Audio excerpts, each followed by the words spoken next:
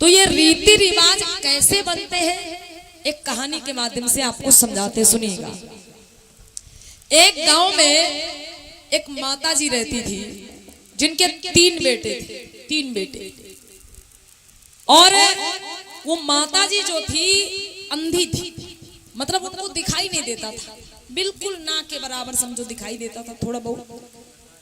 तो होता क्या है भाई, बहुत गरीब थी वो माता जी, घर मकान बना नहीं था, छप्पर रखा हुआ था, उसी के नीचे गुजारा होता था। और उन माता जी के बेटे कितने थे माताओं बहनों? 3। तो एक दिन क्या होता है भाई, वो माता जी क्या देखती हैं कि भाई जब वो रोटी बनाती है, अब घर मकान बना नहीं, ऐसे टूटा फूटा छप्पर रखा हुआ, उसी के नीचे गुजारा हो रहा है। तो एक दिन उन माता जी ने क्या देखा कि जब वो रोटी बनाती है, अब भाई अंधी थी, थोड़ा बहुत बिल्कुल दिखाई देता था समझो, लेकिन अब घर में कोई कामकाज करने वाला है नहीं, तो मजबूरी में रोटी वोटी जैसे तैसे बनानी पड़ती थी। तो वो माता जी जब रोटी बनाती थी और रोटी बना के ऐसे दूसरी तरफ रखा कि कुत्ता आकर के रोटी उठा लेता। अब उनको थोड़ा बहुत दिखाई देता था, भाई रोटी पे ध्यान होता था। रोटी बना के ऐसे दूसरी तरफ रखा कि कुत्ता आया रोटी ले गए। अब वो जब रोटी बनाती और रोटी बना के इधर दूसरी तरफ रखती कि कुत्ता आकर के रोटी उठा के लेके चला जाता। अब वो माता जी बहुत परेशान। तो एक दिन उन्होंने क्या किया, कोई 1-2 हाथ की लकड़ी काट ली, 1-2 हाथ की एक लकड़ी कहीं से काट ली। और उसके बाद में जब वो रोटी बनाने बैठती तो वही लकड़ी पैर के नीचे दबा लेती। पैर के नीचे क्यों दबा लेती? वो जितनी रोटी बनाती, रोटी बना बना के उसी लकड़ी में लगाती चली जाती। लकड़ी मतलब उसी छेद देती, उसी लकड़ी में लगा देती। अब आराम से वो रोटी बनाती रहती, लकड़ी वो पैर के नीचे दबी है और वो माता जी रोटी बना के उसी लकड़ी में लगाती जा रही है। कुत्ता जैसे आया रोटी खींचने लगता है तो उनको पता चल जाता है। अब उठा के चिमटा फूकना जो भी है मार देती है अपना, भाई उनको पता चल जाता है कि कुत्ता रोटी ले जा रहा है। धीरे धीरे ऐसे समय बीतने लगा। बेटे जो थे बहुत मेहनती थे, काम काज करके अपना घर बनवा लिया, अच्छा सा घर बन गया। अब बड़े बेटा की शादी हो गई, 3 बेटे थे ना माता जी के, तो बड़े बेटा की शादी हुई, बहू घर में आई। बहू को घर में आए कोई 4-5 दिन हुए थे कि भाई बहू को बुखार आ गया। अब जब बहू को बुखार आ गया, सर्दी का महीना था, तो वो माता जी सोचती कि मेरी बहू बीमार है और ये मेरे बेटे जो हैं बिना कुछ खाए पिए काम पर चले जाएंगे। तो उन्होंने क्या किया, जल्दी जल्दी में ऐसे थोड़ा सा आटा लगाया और वो रोटी जाके बनाने लगी। अब क्या हुआ, पहले घर मकान नहीं बना था तो कुत्ते बिल्ली आ जाते थे, घर में रोटी उठा ले जाते थे, लेकिन अब बढ़िया घर बन गया। लेकिन समस्या क्या है, उन माता जी की आदत बनी हुई, उनकी भाई आदत पड़ी हुई, बहुत पहले से रोटी बना बना के लकड़ी में लगाती थी, तो वो उनकी आदत बनी। तो अब जब वो रोटी बनाने चली तो फिर से कहीं से एक लकड़ी ढूंढ लिया और लकड़ी पैर के नीचे दबा लिया और रोटी बना रही है और रोटी उसी लकड़ी में लगाती चली जा रही। तब तक बहू आ गई।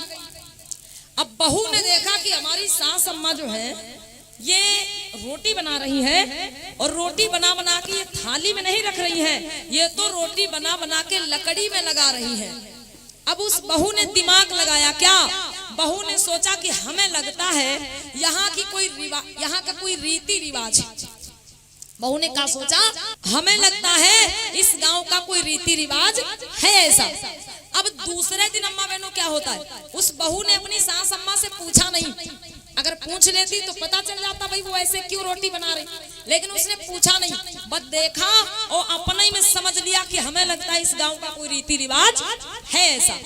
तो दूसरे दिन जब वो बहू रोटी बनाने बैठी अम्मा बहनों, तो कहीं से बढ़िया 1-2 हाथ की लकड़ी काट छाट के रख लिया और वो लकड़ी काट छाट के रख लिया। उसके बाद जब वो रोटी बनाने चली तो वैसे जैसे सास अम्मा बना रही थी बिल्कुल वैसे वो लकड़ी को पैर के नीचे दबा लिया और रोटी बनाती जा रही, उसी लकड़ी में लगाती जा रही। अब भाई सास अम्मा, अब घर में बहू आ गई तो सास अम्मा का घर में कोई कामकाज नहीं रह गया, अपने बाहर बैठी रहती। अब बूढ़ी हो गई तो अब तो बिल्कुल ही नहीं दिखाई देता है। तो अब उनसे रोटी चौका से मतलब ही नहीं रहा, भाई ध्यान ही नहीं बहू कैसे रोटी बनाती कैसे नहीं बनाती। अच्छा वो बहू क्या करती, रोज वैसे ही रोटी बनाने लगी। वैसे जब रोटी बनाने बैठती लकड़ी पैर के नीचे दबा लेती, रोटी बना बना के उसी लकड़ी में लगाती जाती। अच्छा जो लड़के थे वो भी कुछ नहीं कहते, क्यों? क्योंकि वो तो बचपन से अपनी अम्मा को वैसे रोटी बनाते देखे, तो वो कैसे कहेंगे भाई, वो तो बचपन से अपनी अम्मा को वैसे रोटी बनाते देख रहे हैं, तो लड़के भी कुछ कहते नहीं है। अब धीरे धीरे समय बीता, दूसरे बेटा की शादी भई, दूसरी बहू घर में आई। अब दूसरी बहू ने जब अपनी जेठानी को देखा ऐसे रोटी बनाते हुए, तो उसने भी नहीं पूछा कि ये काहे ऐसे रोटी बन रही है। अब वो भी बढ़िया वैसे रोटी बनाने लगी। वो भी जब रोटी बनाती है तो बढ़िया 1.5 हाथ की लकड़ी काट छाट के रख लेती है, लकड़ी पैर के नीचे दबाया, रोटी बनाती जा रही, लकड़ी में लगाती जा रही।